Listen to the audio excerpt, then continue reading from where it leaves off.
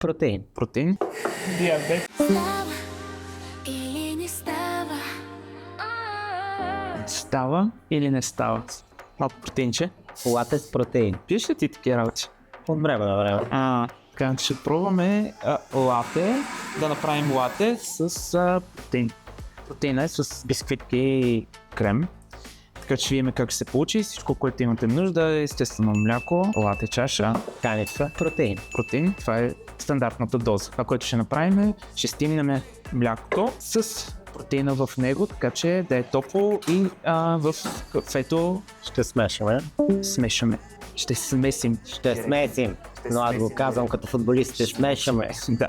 Ще смесим и ще видим какво ще стане и дали ще е топ или Според дроп. мен ще е много добре. Според мен ще е топ. Айде. Да видим.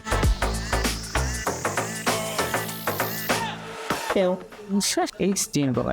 Те, нали, сега всички много спортуват, много са така трениращи и да видим дали не може да се комбинира кафето с нещо такова. Между другото, мисля, че не е стигнато много добре. Ами, не мислиш, направо не е стигнал. Да, но сега ще го пробваме. Доста е гъсто, има логика. Да. Мирише страхотно. Дай сега да пробваме да го сложим. Ако изобщо нещо стане, защото пак ви казвам, не знам ли се вижда, е много гъсто и доста пяна има.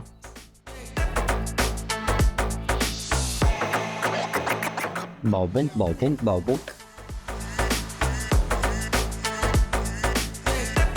Успях нещо да направя Супер, горе-долу супер. с балончета? О, къде си без ходова? Мале. Десертче. Брутално сладко. Брутално сладко. Ако смятате, тя сме сложили цялото. Сега да видим.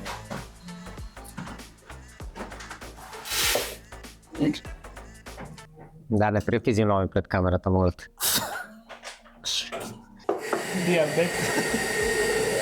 Това е много сладко, човек.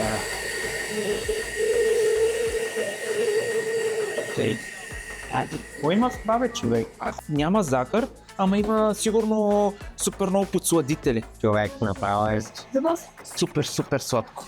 Ако харесвате такива, за мен е 5 от 10, но иначе като текстура мисля, че го докарва окей. Нищо общо не. Аз му давам 3. 3. Да. И после вкуса Не е не. лошо. Да, седно индеко на гарче в края.